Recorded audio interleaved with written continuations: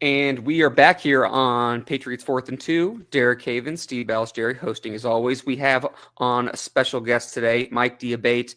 We are going to be talking to you about the 2025 prospect draft class of cornerbacks and safeties today. So we're going to continue this preview episode. Also, a couple other topics we're going to throw in, brought to you by PatsFans.com. Please do subscribe to us on our Patriots 4th and 2 YouTube channel and Apple Podcasts. Like, share, leave us a review on Apple Podcasts or wherever you listen to your podcasts.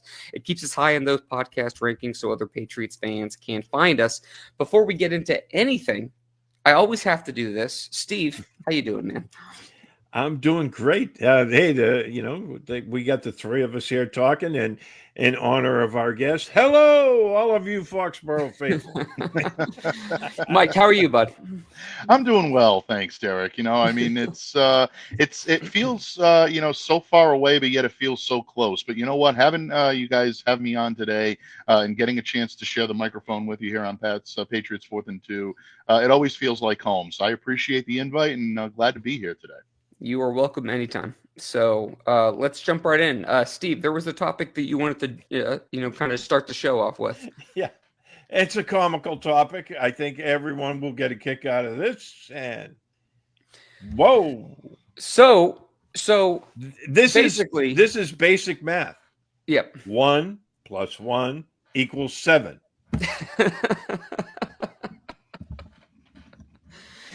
So basically, we understand the 2 to 6 show on 98.5 always likes to drum up something. So they're starting with this Drake Maye topic as if he's a diva for whatever reason.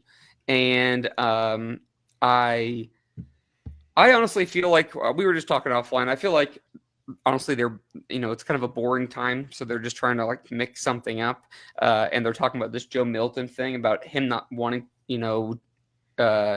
him in the room and worrying about competition. I feel like that's a ton of BS, to be honest. I have never gotten that impression. Honestly, I was telling Steve yesterday on the phone, I honestly feel like Drake Maye actually surpassed my expectations. And I was saying, Steve and I were both saying 5 months before he was even drafted, how much I thought of this kid. He comes in, he seems so level-headed, and he's so mature for his age. Comes in with this, everyone's worried about footwork. He goes ahead and performs well. No off the field issues. Seems like a clean cut kid that just wants to just be out there and play. And I don't know why I just want to tear him down for some reason. No idea. Mike, what's your take on this? Yeah, I think this is utterly ridiculous, to be very blunt and just very candid about it. Look, everything that I've heard from Drake Maye, whether it be from scouts, whether it be from his teammates last year, whether it be from people that were close to him during his time at North Carolina, said that this kid thrives on competition. Yep. I don't want to say that he is as stark ravingly mad about it as Tom Brady was. I don't think athletes like that come along very often. Tom was one of the very few that fed off of competition, thrived on it, and just wanted it and craved it all the time. I'm not saying Drake's at that level, but he does not strike me as the type of person that would have been intimidated by Joe Milton being in that cornerback room. I think he took it as a challenge, even if there were rumblings in the grapevine that Joe felt that he was a better fit or maybe could challenge Drake Maye for the starting position. I think in a lot of ways, Steve, we're going to use an analogy we've used several times, whether it be here or on other pods talking about this. I like that in a pilot. I like that in a quarterback. You want these guys to feel confident. You want them to push you to your absolute max because it's only going to make you better. Drake Maye has that unique makeup. He has that mental ability to rise above some of the difficulties that, he may encounter either in whether it be, when he's on the field or whether it be his mechanics or whether he's working through some issues that he's still trying to work through as a young quarterback in this league, having someone there like a Joe Milton to push him only motivates him to be a better player. So, no, I think this is a fabricated story. I think it is a clickbaitish type story or, Yes. Something that's going to garner attention. If you're looking for eyes and you're looking for ears or you're looking for hate listens, this is the way to go. But use your eyes, use your common sense, come back to reality, and you'll see that the depth on this story is about as thin as a playing card. I love that line. I'm going to keep that one. Yeah. What's your take, Mike? Since we have you on it, I don't want to spend too much time on this because I want to get into what we were going to discuss, which is some of the prospects and some of the positional needs and things like that. But what's your take on the Joe Milton trade, Mike?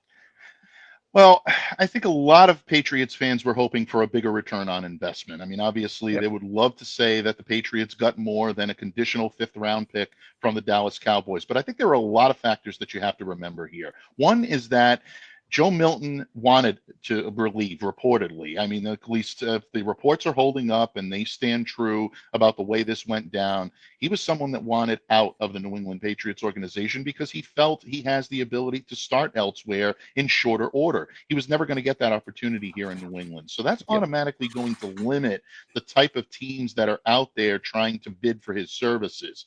And in that regard, it also limits the Patriots' ability to be able to move him because if, again, reports are correct, Mike Vrabel was the type of coach that wanted this type of distraction out of the room by the time he started the offseason workout programs here. So, and I think you're seeing that with the first couple of days here in New England. I think you're looking at a new era. I think you're looking at a new style. I think you're looking at a new attitude for these New England Patriots. I don't think they wanted distractions around. And again, if it sounds like I'm coming back and I'm dancing around this previous subject that we just talked about and Drake Maye not wanting Joe Milton in the room, no, this was a coach's style distraction that could take away from team chemistry, not something that could cause problems between Drake and between Joe. So I don't want to make it seem like, oh, well, this feeds into that argument. It certainly does not. That's not the point I'm trying to make here, folks. What I am trying to say is that with the two combined forces that were working against the New England Patriots, getting a conditional fifth rounder all of a sudden looks pretty good considering the time restraints that you were under and considering you're dealing with a quarterback that really did not want to be here. Mike Vrabel doesn't want guys in this room that are half paying attention, that are half committed to this team. He wants guys that are going to be all in. I think it's a great opportunity for Joe. I'm really happy for him. He was a great guy to cover last year, and I think he feels this is a good opportunity for him to go to a place where he wanted to go and learn from one of the best. And who knows, maybe challenge to become the new starting quarterback of the Dallas Cowboys in short order. But at the same time, I think when you look at the Patriots' return on investment, it may have been the best they could do in the time that they had. I would love to say they could have got a third or a fourth rounder, but I just don't know how realistic it was. So I'll tell you this from a Cowboy standpoint, I think it makes a lot of sense to have him as backup. I also am not convinced that Jerry Jones loves for some reason him and Dak Prescott just don't seem to mix well. So I'm wondering if he's hoping that he can get a cheap backup that can maybe spark some controversy there for whatever reason because they like drama. I honestly think this all comes down to Mike Vrabel. I don't think it comes down to Drake Mays wanting this. Joe Milton could have said he wanted to leave because he wanted to be a backup. Well, that's fine. But honestly, if they really wanted him or they really thought that much of him, he would have been here. That's I think Mike made it pretty clear with his signing of Josh Dobbs that he was going to go ahead and move with the veteran quarterback and someone he trusted, someone he worked with in Tennessee. And he obviously didn't think that highly of Joe Milton. I don't really, there's been a lot of layers to this story, Mike. And honestly, I feel like it's getting, we're getting kind of into the crazy part of the conversation and, the clickbait kind of part of the conversation because I think people are overthinking it, but I really just think it boils down to this one point, which is been consistent since the moment Mike Vrabel was announced as next head coach, which is it is Mike Vrabel's show. He wants a specific room. He wants specific chemistry. He wants to kind of flip some things over and move things in a certain way. It's really just that simple. Oh, 100%. Absolutely. And again, I think it comes back to a great point that you made, Derek. This is a team that he wants to mold in his image. And if you have players that are even halfway committed to that, it's not going to work. Everyone has to buy in. Everyone has to be on the same page. That's why you're seeing Mike get off to such a fast start this week. in the voluntary team workouts that are happening at Gillette. These opportunities to team build are so few and far between. That's why I really was so surprised last year when a new regime, the Maye regime, did not take advantage of that time to try to get this team building. I understand where Gerard was coming from, and you don't want coaches that are not on the same page, but you've had ample time to be able to get them on there. Mike is hitting the ground running. He's ready to go. His experience as a head coach before is going to get people automatically buying in. And just from the players that we've spoken to this week, guys like Harold Landry and guys like Marcus Jones, you can hear that Mike Vrabel has already put his stamp on this team. The no-nonsense type attitude. Harold says he's the same guy every day. You're going to get that guy each and every day. The same energy, the same level of commitment is going to be there. I can't tell you how many times last year it was so disheartening to speak to players and hear that they didn't know what to expect from one day to the next. And I'm not just coming at the head coach. This was all over the organization. This was players. I have heard. I can tell you. I can't tell you it online, but I can tell you offline. I've heard a very similar story that was literally to a T that exact experience. Absolutely, and it was really it was disorganized, and it was just like trying to hold a pile of sand. Things were falling through the cracks. Absolutely. So anyway, so we have that going on. OTA started. I want to mention one thing before we get into the prospects, guys. The Patriots had, their social media team had guys walking into the building, had some photos of the voluntary workouts, and Christian Barmore was participating. And I feel like that is, speaking of things that shouldn't be on the 2 to 6 show, that should be, of course, are not, but this is a huge development for the team. For one, I'm happy for Christian that he's healthy because I know that was probably a pretty scary experience. For two, huge for the Patriots. If they have, I was thinking last night, man, their lineup of Harold Landry, Milton Williams, Christian Barmore, maybe Keon White, maybe you bring on K'Von Chason in certain situations. Maybe they go ahead and address another pass rusher in the draft. They can have a pretty scary front. Steve, what's your take on seeing Christian Barmore, being present there? Well, that was huge having Christian Barmore, there for the very first day working out. I'm sure they're being cautious with him. They don't want to overdo it. Sure. They want him to get back into shape there, but at the same time, I think it's outstanding for them to have him in the building because it points to, he should be ready for the start of the season unless he has some kind of a setback. I will say though, the picture of him, with 70-pound dumbbells. Come on, Christian, you can up the game a little bit there. Hey, he's working. He's easing it in. He's easing it in. We're all not you. We can't just throw around the hundreds, okay? So, Mike, what's your take on that?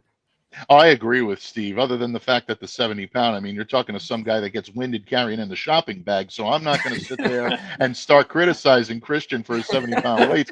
No, all kidding aside, I think he's right on the money as usual. Steve, you hit the nail right on the head. Christian Barmore showing that he's in the building, that he's dialed into this team is such good news for this franchise because his place on that front seven now changes the complete complexity of everything that pass rush can do and everything that front seven can do. When Christian Barmore is in the lineup, he is commanding at least 2 sets of eyes every single snap. And that is going to free up guys like Keon White. That's going to free up guys like Milton Williams when he decides that he's going to rush the passer and be an edge rusher. If they decide, the Patriots, to draft someone in that regard, only going to make this job a little bit easier for those guys to get after the quarterback and to really make things hard on opposing defense, on opposing offenses. We didn't see that last year without Christian in the lineup for much of the year. So much emphasis was placed on the shoulders of Keon White, and he wore down toward the end of the season, as he should. This is a second-year player that really, I think, tried the best he could to really build on the skills that he had, but without the pieces in place to facilitate the type of football he likes to play, it's nearly impossible. Barmore's presence does that. Whenever he does return, the Patriots' defense is going to be much better as a result. The only thing, and I know the Patriots Brain Trust is placing this at the utmost importance, is you have to watch, obviously, his health, and you need to make sure that he's 100% ready to go when he does. That's the most important thing. This young man's health is more important than anything else. But Sure, of course. just seeing him there is such an emotional lift, and I'll be looking forward to each and every day updates on his condition, how he's doing, because it really is a great story to see him back out there on the field. From a personal health standpoint, obviously, it goes without saying that's obviously the most important thing. So we want him to be healthy. From a team standpoint, man, it's exciting to just think about the ideas and the formations of what they could do from a flexibility standpoint, how aggressive it seems like they want to be. And with people, Christian Barmore never played 100% of the snaps as it was. And certainly I would be surprised if he was back to the level he was even at before coming back from this. So Milton Williams also was only at pretty limited. So I'm wondering if they can rotate Keon White inside and then bring in, K'Von Chasen on one of the sides with Harold Landry, and then all of a sudden just keep mixing it up and keep the kind of reshuffle the deck there and keep it fresh. It seems kind of exciting, but I guess it really just depends. What was Steve? What was the comment you just heard from Todd? Oh, he said Vrabel is Belichickian. He is. Todd's absolutely right. You're seeing a lot of Belichickian influence, I think, this year in the way the Patriots are going about doing business. And, Mike is going to be his own guy. He's not going to be a Bill clone. Yep. This is not going to go back to the days of a Belichickian regime. So anybody that's a little squeamish when you hear that, don't think that, we're reverting back into the same, system. And Mike has literally said ago. that recently on a podcast. He's been very vocal about that. He doesn't consider himself part of. He said it flat out how I see it. He's like I'm not part of the Bill Belichick coaching tree, but I did pull things from his coaching style.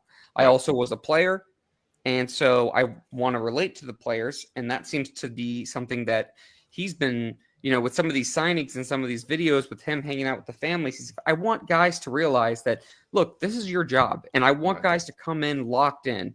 But it's okay to know that you have other responsibilities outside of this building. It's not like this is the end of the day. That's why he was holding, was it Robert Spillane's kid when he was there for his visit? That I think is important to him. And I don't want to just dump on Gerard Mayo. But it seems like Vrabel walked into pretty much he walked in to a building that had a lot of success, that's quite frankly had a lot of disorganization and a lot of shuffling the last couple of years. And I think what he's trying to do first is kind of settle the storm a little bit. And then he wants to reset the culture, and then he'll work on the talent elevation, which obviously needs to happen. And if they can do all those things, that's great. It seems like it's trending in the right direction.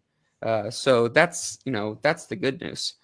I would agree with that 100%. And again, Mike Vrabel has been a head coach before, so he knows what works. He's been in the locker room as a player under Bill Belichick. He knows which styles that Bill what traits that he has that have worked with the players and landed and have been effective.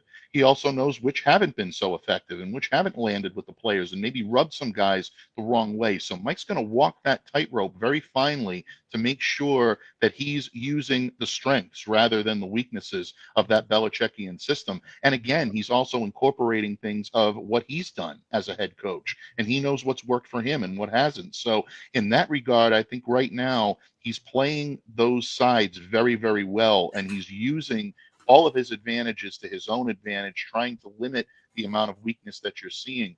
I agree with you. It sounds an awful lot like, and I speak for myself, I'm not going to speak for you gentlemen, but when we praise Mike Vrabel, it sounds an awful lot like we're coming at Gerard Mayo, and that's certainly never my intention. My intention is only It just seems like Gerard Mayo. It just seems like Gerard Mayo to me. Just to interject, sorry, I didn't want to cut you off, but just to interject, it just seems like it's like you can't say one thing without making it seem like Gerard Mayo was totally incompetent. I just think he was a little bit in over his head. That's all it is. I mean, There's no knock on the guy for trying it for the first time. It just seems like, and we knew it was. Let's be honest. call a spade a spade. That boat was going to be shaky once Bill Belichick left. Anyways, there was no. It's like when Tom Brady left. It was going to be really hard to go to the next guy without there being some kind of turbulence. So I think right now, Vrabel steadying the ship is really just, the operative goal.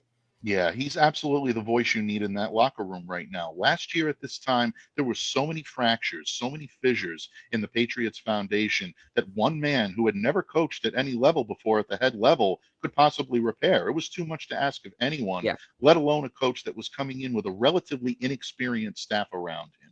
And I think just a perfect storm for a lot of difficulty and a lot of problems just compounded everything you saw last year. That's one thing you will not have to worry about this year. Mike Vrabel has packed the room with experienced coaches. Steve likes this analogy. I'm going to throw it in. He's been at the puppet show. He's seen the strings. He knows what to expect. And again, Mike is someone with head coaching experience as well. And I think that means all the much difference in how this team's going to attack the year as opposed to what you saw last year. So, yeah, to quote you, Derek, I absolutely believe they're headed in the right direction. All right. Mike, I'm going to throw something at you. Okay, because Steve knows I love to do this. I love to just throw things at people randomly, and then we'll go to the prospects. This is a little bit of change in lanes here. There's been a lot of talk. There's been a lot of draft smoke. It is smoke season time for the draft, and there's been a lot of talk a couple weeks ago about 2 quarterbacks going in the top 3. Now it seems like there's only going to be one in Cam Ward. So that means that probably, in all likelihood, Abdul Carter and Travis Hunter are not going to be on the board for the Patriots at number 4. If you're the Patriots, you can't trade in this scenario. Okay. Who's the pick? Will Campbell. Yeah, me too. I still go with Will Campbell. And look, I understand that there are fans out there that are concerned with the wingspan. I will tell you, don't be overly concerned with the arm length. I think that is massively overrated. And I think a lot of people place too much emphasis on purely the arm length. It's the wingspan that concerns me a little bit, because there are ways in which he can be bypassed, and not something that you really want to have as an ideal trait in your starting left tackle, the cornerstone of your offensive line for many years to come. However, I always look to the source of information when it comes to the scouting reports that are out there on certain players. And I hold, as you both gentlemen do, in the highest regard, the word and the opinion of Dante Scarnecchia. When Dante comes out and says that this kid has the intangibles to make you forget about any of the measurable shortcomings he may have on the field, to me, that says all I need to know about Will Campbell. Will Campbell is a proficiently technical blocker. He absolutely is able to be someone that can provide both pass protection and also block for the run. He's much stronger in the area of the run, which I think a lot of people look at and say, well, okay, maybe he's more suited for guard, but he hasn't played guard at a competitive level regularly enough to warrant that move inside. I know some have been a little worried about comparing him to a Peter Skoronski, or saying that, well, he's going to be a tackle drafted and they're going to realize right away, and you kick him inside and, oh, he'll be an all-pro guard. I think that to do that at the number 4 pick is ill-advised for the New England Patriots. I think if you're picking him at 4, you're looking at this kid as someone that can be the left tackle. Everything that I've seen on film with this guy says that he can play the position, and he's also a very good locker room leader. You're losing David Andrews this year. You need someone that is going to be able to come in and right the ship in that locker room at that position. Offensive linemen are generally among the team's most vocal leaders and among the team's most inspirational leaders, both with their endurance, their strength, and their ability to see the field in ways that a lot of other positional players can't. To me, Will Campbell is the best of the best at this point when you're looking at the prospects for this season. Armand Membu is a phenomenally talented offensive lineman, maybe even a more physically gifted lineman than a Will Campbell. But I just worry so much about his abilities as a right tackle and having to move someone over. It's not as easy as people are making it seem. There are a lot of nuances that make that a very difficult transition for players. I think you draft Campbell, and I think you go with him at number 4 to be your starting left. So Steve, so great points, Mike. Steve, I have a question for you. But just to go ahead and kind of piggyback off some of Mike's points, I do think that at the end of the day, if you just watch Will Campbell, to me, he's a player that can play. Evan Lazar on Patriots.com talks about how, the arm length discussion with him has gotten out of control. It's either you like him or you don't, and I agree. Dante Scarnecchia, we all hold in high regard. He is, basically said that he thinks that, it doesn't really matter with him because he feels like, he's still a technician, and he seems like a Mike Vrabel guy. I mean, his attitude, his charismatic attitude, his physicality. You mentioned Peter Skoronski. Mike was there for that. It just leans toward my feel. It just feel like it's leaning towards that. I am a little worried about the guard thing, but I still believe in him as a tackle. Steve, let me ask you this: Armand Menbu has been mentioned in a lot of conversation with the Patriots before, but some people bring up him as a right tackle, which is what he projects as. But some people have mentioned he can go to the left. If he can't go to the left in their mind, can you take him at right tackle, knowing that you got Morgan Moses for call it 2 years? If you're a team like the Patriots at number 4 that needs, another injection of starting talent, can you have somebody like Armand Menbu sit on the bench for 2 years? He might be a great player in 2 years, but can you afford to wait for that time? No. Because look, you need a left tackle. You just gave good money to a right tackle. Yep. Why draft another right tackle when you need a left tackle? Sure. So to me, no, not with the number 4 pick. Now, if you want to pick a guy, in the middle, if you want to trade back up, or stay at 38 or trade back up into the first round, maybe take a Josh Simmons or something from Ohio State, but what I was going to say, if you want to wait till the middle rounds and draft a right tackle, sure, for developmental purposes, I think that's fine. And that would be prudent, but to use your number 4 pick on a right tackle when you need a left, I don't think you're helping yourself in any way.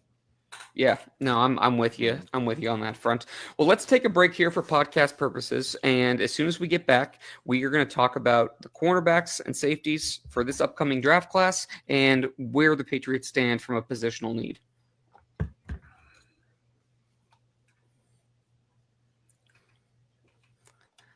All right, we are back here on Patriots 4th and 2. Derek Havens, Steve Balestrieri, and Mike Diabate. We just spent the first half talking about a couple of different draft segments and a couple of team issues, but now we're getting into positional needs. Let me go to you first, Steve.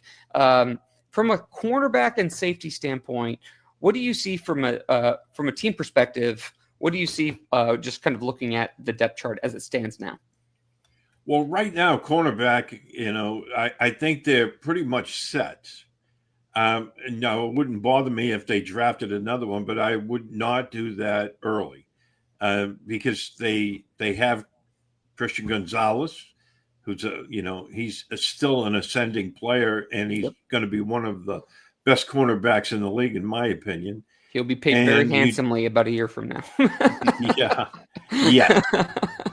And then they signed Carlton Davis to a $60 million contract.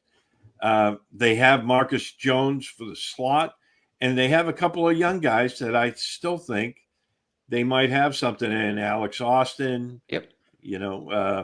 Isaiah Bolden. Who knows with those guys? But they, with your starters already in place and good ones at that, I think having those guys, your depth isn't bad.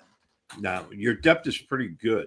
Yep. Now, if you want to, again, in the middle rounds, if there's a cornerback there that has fallen a little bit, by all means, I don't think you need to look at a corner that early.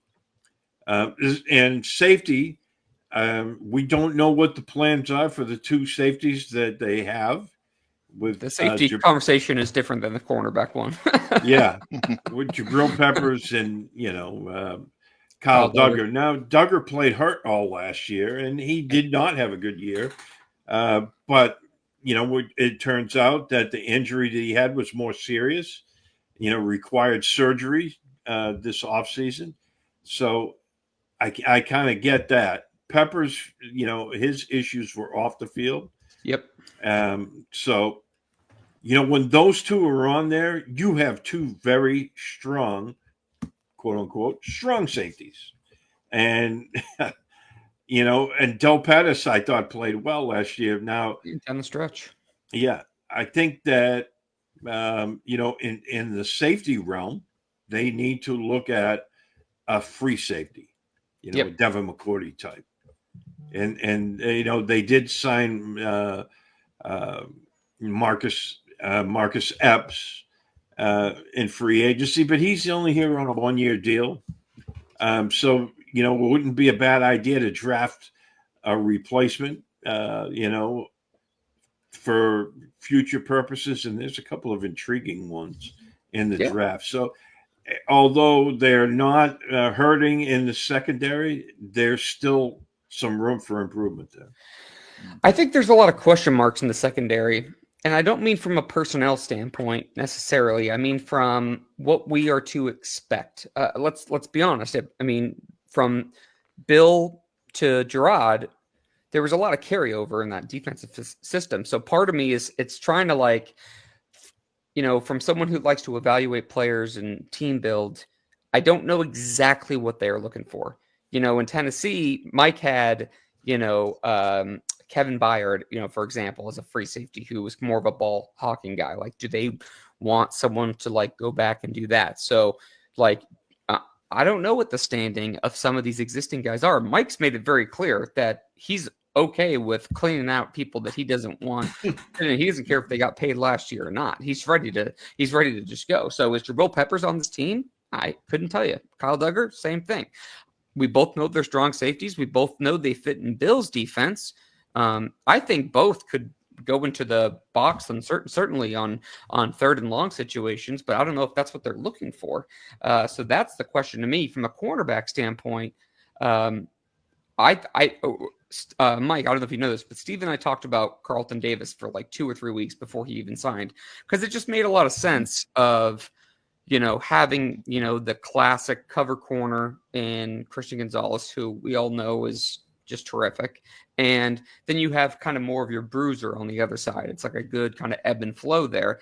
Marcus Jones, I loved him coming out of the draft. I think he's awesome, but at the same time, I do worry about him a little bit as a full-time slot. So I think at slot cornerback to me, especially with Jonathan Jones leaving to Washington, is definitely a concern for me. So I think when you're talking about the secondary, to me, I'm looking at slots and free safeties. Those are the two that I wonder, because those would feel like the pieces that they're going to add.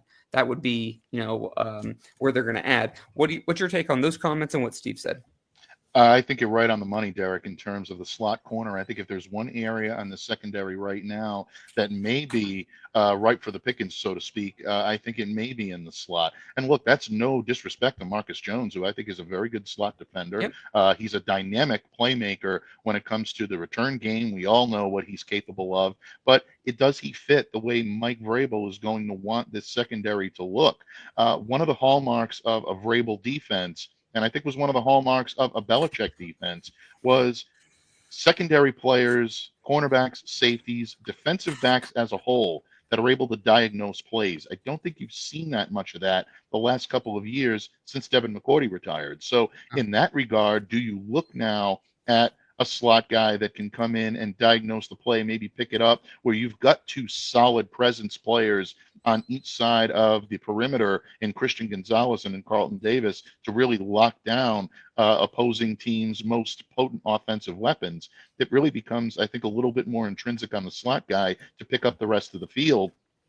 And I think it's the same way when it comes to the safeties as well. So to me, if I'm the New England Patriots, I'm looking at a cornerback that can contribute primarily in the slot in this draft. And when it comes to the safety position, I'm looking at someone with the intelligence to be able to diagnose plays from the level of the snap. If you've got someone with a high level football IQ in that type of position, that's the guy that I think Mike Vrabel is going to want to target in that position. You've got a thumper in Peppers.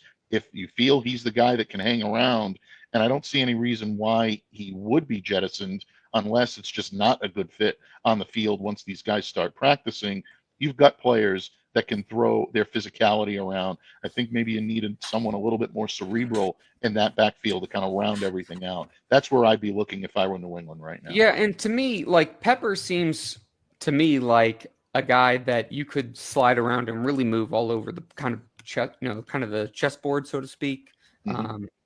Part of me wonders, just given kind of what happened last year, if he is even going to make the team. But honestly, the way Mike's kind of made decisions to this point kind of makes me feel like he would be gone already if it was really, that kind of consideration. So I honestly don't know. I agree with Steve's point earlier about Kyle Duggar, his playing through his injury, what's going to happen with him. But, let's dive into it. So, Steve, I'll go to you first. Let's talk about, I'm not sure day one necessarily. I'm not thinking they're going to take Will Johnson at number 4. So I hate to do this, but with certain positions, we just have to, kind of go for it. I guess we're talking more about day 2 guys for corners. Tell me, is there a corner that you see as a fit for this team? Well, first, for all of our draftniks out there that really enjoy draft talk and analysis, Dane Brugler, who writes for The Athletic, has released his draft guide, The Beast. The Beast, it's out today. It is out today. I've already been reading it this morning, and for those of you who enjoy his analysis, which is top notch, by the way. Definitely, if you're a subscriber to The Athletic, click on that. I guarantee you'll lose a couple of hours because you'll start staring at that screen, and appointments will be missed and whatnot, and you'll be all over the place. But anyway, it's honestly so impressive. It is fantastic. It is thorough. I feel like that like literally consumes his whole life. But I mean, it's so good. It's so in depth. And look, I know and if he was here in the room, I'm sure he would admit it too. That he's not going to be. It's not like he's writing the gospel, but he's just given as much information as he can to you about this specific prospect. And there's so many guys to look at, and the whole compilation is just like it's really impressive, honest to God. You just took the words right out of my mouth, because what I was going to say, the draft gospel according to Dane. Yep. It's crazy. It is crazy. Yeah, it's great stuff. So now back onto the cornerbacks. Yep. Do they still need one? I think they do. It's not, to me, it's not a pressing need. No. You guys talked about having another slot guy.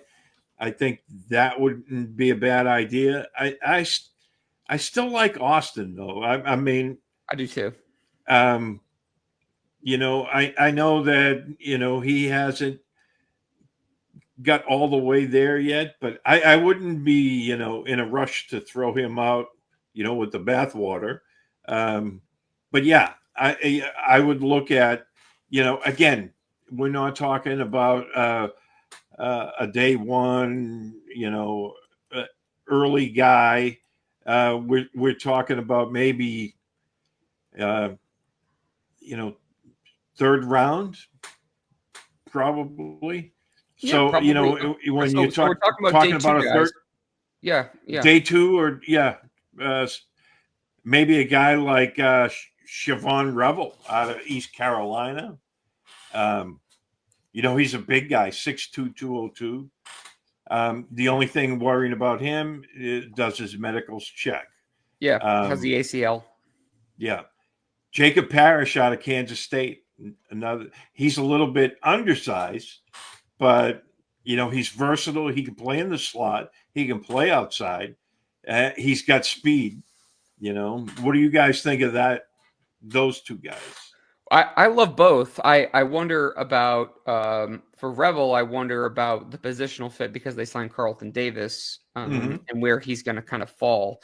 I love Benjamin Morrison out of Notre Dame. Really clean prospect. I just don't know if he fits necessarily for the Patriots.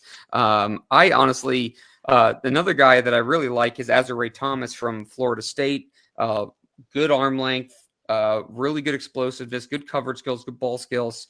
But I still wonder about the fit. Mike, what about you? Anybody that jumps off the page?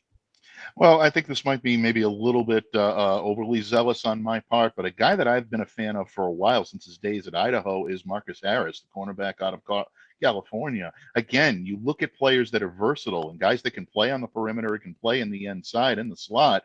He's primarily a perimeter guy, but he reminds me a lot of Jonathan Jones in the area where his speed makes him a solid perimeter prospect. But if he can play and he can switch and make the switch inside to slot at the pro level, this is a guy that has amazing change of direction skills and someone that can get after the ball. Again, he reads the ball very well right from the snap. He gets in position and puts himself in position to be able to make plays and to break up passes. And you can't ask for anything more when it comes to a cornerback. And he's also a solid special teams contributor. So to me, he kind of fits what the Patriots might be looking to do here. If I'm the Pats and I'm prioritizing this or in any way, shape, or form, not necessarily top of the heap priority. I agree with you, Steve. It's not a top priority for the Pats to get someone in here, but the secondary has always been a strong component of a Belichickian style defense and of Vrabel's defenses. He's always had solid players from top to bottom on that depth chart. I like a potential fit here for Harris, especially the way he played when his competition level increased when he got to California. He was playing against better players than he played when he played in Idaho, and he still managed to hold his own and even up his game at times. Those types of intangibles are what I think the Patriots should be looking for in any prospect, but when you find it in a defender, especially a defensive back, it definitely leaps off the page. 100%. Steve, any comments on that? No, that's as always, Mike, excellent analysis there. I'm just looking at some other guys as well. Again, more toward the middle rounds. Quincy Riley from, Louisville. Again, you're talking about a 2-year starter. I think he's only like 5'11", but I still think he's long enough and fast enough to make up for it. So it's not the end of the world. Yeah, 5'11" is not even that bad for a cornerback.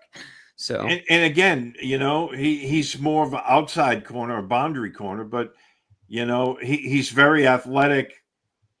He ran pretty well, in his pro day, and he ran at the combine.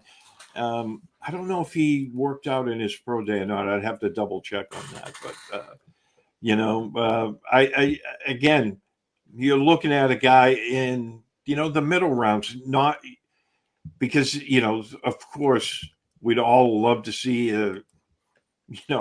one of the top corners like dare I say it, Travis Hunter or Will Johnson. Yeah, but the Patriots aren't going to draft. Excuse me. They're not going to draft a guy like those unless it's at number 4. And I don't think they would draft Travis Hunter as a corner. I think they'd be drafting him first as a receiver. Yeah, that's kind of how I feel too. I want to just say this before because I would be remiss if I didn't. Jody Barron, who is not going to be a Patriot, but only because of really the need and where he's going to be drafted. It just doesn't, it's not going to line up. But I just want to say this for the record. I think he is one of my favorite players in the draft. I think he's a really solid prospect. I think I think he's going to go to a team like the Packers, especially with their issues with Jair Alexander. But to me, he screams starting cornerback in the league. Where you want to put him, I guess, is up for debate. Where he's going to go, probably somewhere between 15 and 32. But I think he's a great player. Kobe Bryant's another guy I wanted to mention. Obviously, the name kind of funny. But he reminded me a lot of Jack Jones, kind of an intriguing prospect, similar build, similar length, similar size. But he reminds me like someone like that only because he plays very dangerous. Shout out to Val Kilmer.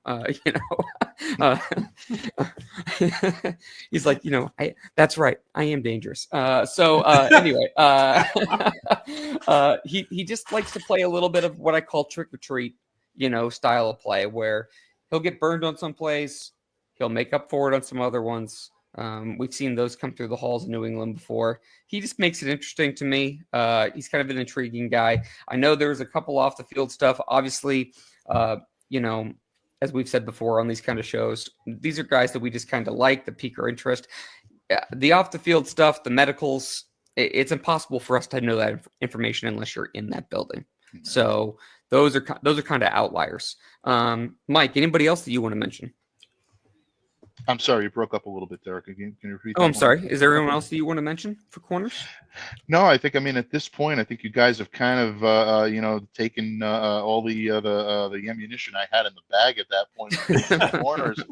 Look, obviously, pie in the sky. If there is something that does happen here that we're not expecting, and Travis Hunter is sitting there at number 4. Travis Hunter is a damn good cornerback, guys. Yeah. You do not lay off that pick, and all of a sudden you're looking at a trio of Gonzalez and Davis and Hunter that could absolutely cause an amazing amount of fear into opposing offenses, especially with Hunter's ability to diagnose plays, his ability to start and stop on a dime, his ball skills are absolutely unreal. Like they are there's no joke about that. He just finds the ability to get to where the ball's going to go. And somehow he contorts his body. His body control is impressive.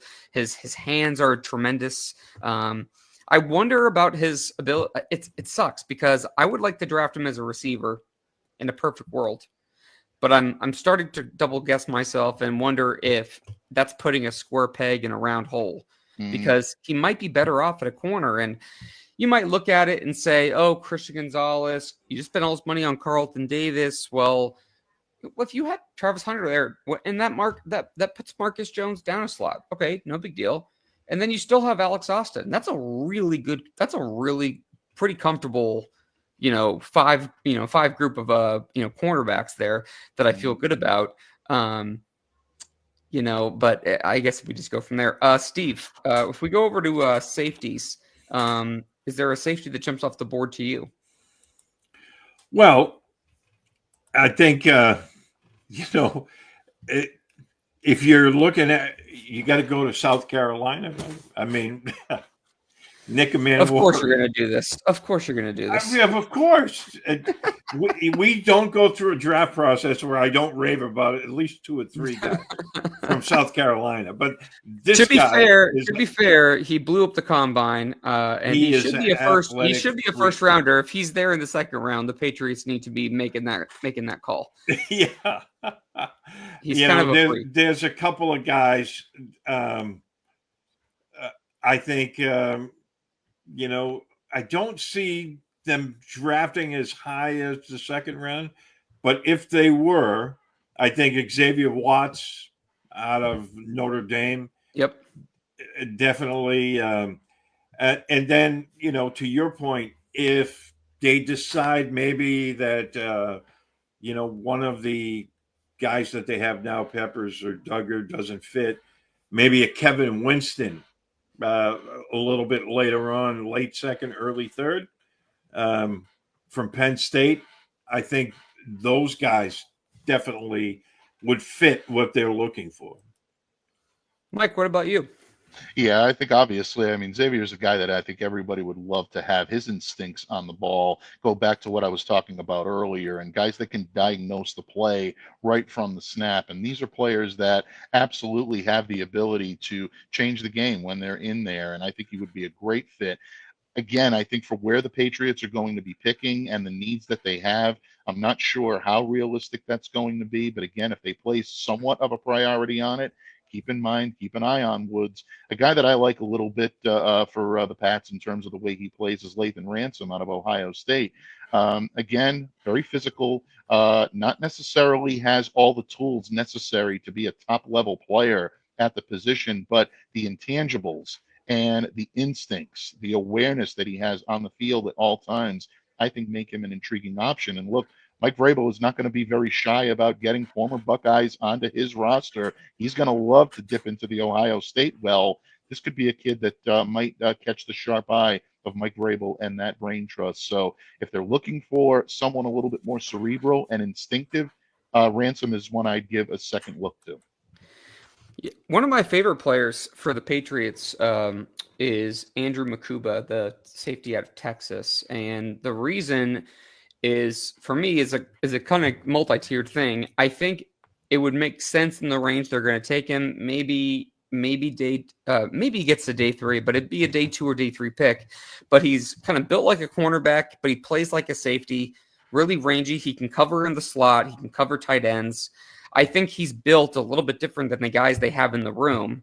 And I don't know what, Epps' health is going to be too, and what their plans are for him. I know it's a 1-year deal, but I think that was more about injury. They obviously brought him in for a reason, but Makuba is an interesting name for that day too. I would not be shocked at that at all, because to me, he kind of checks a lot of boxes. Clean prospect. Again, good fluidity, slot corner, cover tight ends. That makes a lot of sense to me. So he's one of my favorites in the entire class. Steve, anybody else that you want to mention? Yeah, another guy that in the middle rounds, 3-year starter, Jonas Sanker out of Virginia. He was a free safety. He aligned a lot of times in the box, right? But he can play there or free safety. I think they moved him around quite a bit. He's got good size. He's like 6'1", 205. So he's a guy. He has good athleticism. I think if you're looking for that kind of guy that is more versatile, I think he would fit into that type of box. And I'm looking at this, and I'm still kind of sold on the guys that they have, but they do need a dedicated free safety there. So he would be a guy I would take a flyer on. Yeah, I think there's a lot of interest in him. It makes a lot of sense. I totally agree with your analysis there. Mike, what about you? I have one more guy I want to mention, but do you have anybody else that you want to mention? Yeah, I mean, I understand where Steve is coming from with free safety being in need, and I think for all intents and purposes, that's where the Patriots should be focusing their efforts. But a guy that I actually had the opportunity to talk a little bit about over the weekend with a friend of mine who is an Arizona State Sun Devil alum told me a lot about Shamari Simmons. And the more I went and I looked back on Shamari, I think this could be a decent option for the Patriots in the middle rounds. I like Shamari a lot.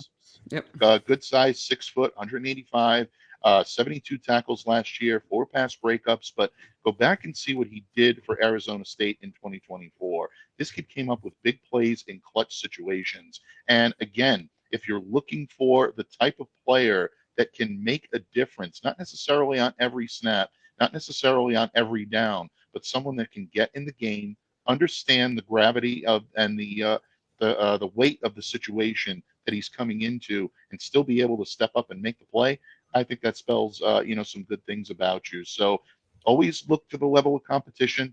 Arizona State has played some pretty good teams throughout the years, so I think he could be an intriguing option for the Pats. Again, if they're looking for that type of cerebral experience to go in with some of the physical players that they have on this roster, Simmons could be a good complement.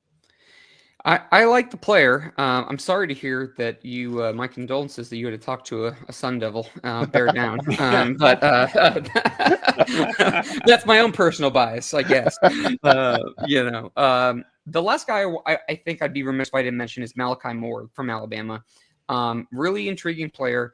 again, if I'm talking about from a Patriots perspective, a guy in that backfield, they have a lot of guys, again, who are more thumpers, they can move into the box. He's someone who I think could be a little bit more in coverage and can kind of move around a bit. So if they don't want to go for the cornerback early, he looks like someone who could be interesting from a couple different things. He kind of reminds me a little bit of Deion Branch, but that might be a little strong because that's a pretty good player comp. But he's a guy that I think you could take later. That I think there could be something there to work with, and maybe a slightly different player build than what they have currently on the depth chart.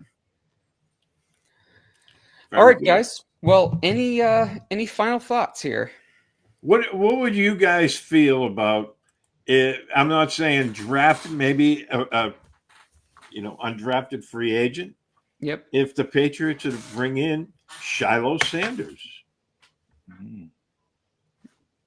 mean, I'm open for it. Yeah.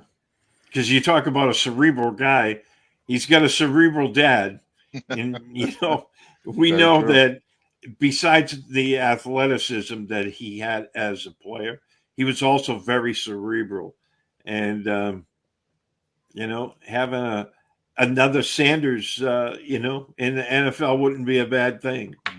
That's a good option, Steve. And I like it because Shiloh plays the game exactly the way we've been describing all afternoon long, fellas. Yep. Is a guy that's always around the ball and always intuitive about where the ball is going to be and where it should be and where it's going.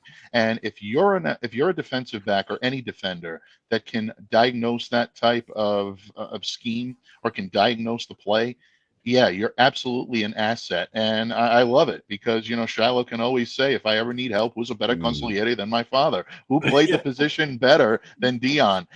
No one. And that really, I think that type of instinct and that type of pedigree is so rare in this league. And when you see it, take it with both hands. Again, like Derek said, I'd be very open to the possibility. Yeah, I think that there's the best way to I guess describe his game. I like the word Steve used is diagnose plays. There's a lot of every cornerback in the NFL is an athlete. Okay. Right. I mean, they're all athletic. It's hard to run fast. It's even harder to run backwards fast. So they do a good job of that. But I think what separates good players from great players in the NFL is diagnosing the play, what they call click and close. And if you can do those things, you can become special. So I don't know if he'll put it all together. But if you're telling me he's going to be one of the late day 3 picks or an undrafted guy, bring him in because there's no harm in that. I feel similar to they're not the same player, but I feel similarly, speaking of cornerbacks, about Isaiah Bolden. I mean, that's a guy who could put it all together. If he could put it all together, could be a starter in the league. I just don't know if he'll ever get there. It just depends on, that's the hard thing about some of these guys is whether they can kind of connect those dots because otherwise it's, just a bunch of talent, but it's just not going to be productive enough. Any other draft conversations you guys want to talk about, or should we wrap up? Well, we have a couple more weeks, so let's put a bow on this one for today because we still have some draft talk to do. Plus, in 2 weeks, is it?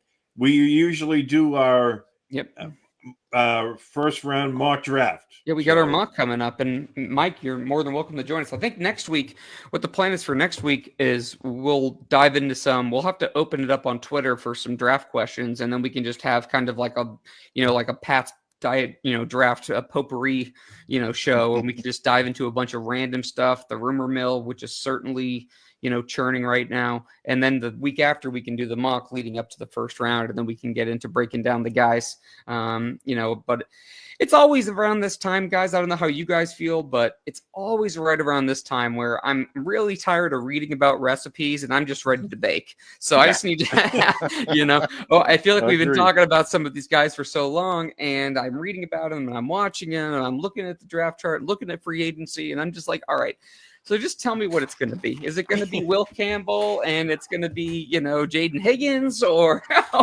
or is it going to be Travis Hunter and Josh Connerly? I'm good with either one. Just tell me what it's going to be so we can talk about it. So, Mike, any final thoughts from you? No, I think this was a great conversation. Anytime I can talk about defensive backs and talk about prospects, I'm a happy guy. It's the position I played. Don't laugh, people. I know I always told my listeners this. There was a time where I was a lot thinner, a lot younger, and a lot faster. Those days have passed me by. But yeah, thank you. Thank you very much. I'm kidding. No, I know it is. No, all kidding aside, folks. It is. It's a position that I hold very near and dear. And to get the opportunity to talk football with you guys is always an honor and always a privilege. So thank you for having me on. And I look forward to speaking football with you, in the not so distant future. Yeah, I mean, you're welcome anytime. It was fun to have you on. Fun discussion. Felt like we checked a lot of boxes. But anyway, for Steve Balestrieri, Derek Havens, Mike Diabate, we are here from. Hey, Todd. Sorry. Thanks, Todd. Thank you again for listening to this episode of Patriots 4th and 2. Please do subscribe to us on our YouTube channel. And also, if you could like, share, and leave us a review on our Apple Podcasts, wherever you listen to podcasts, keeps us high in those rankings so other Patriots fans can find us. Please check out PatsFans.com for some great content, and we will see you guys next week.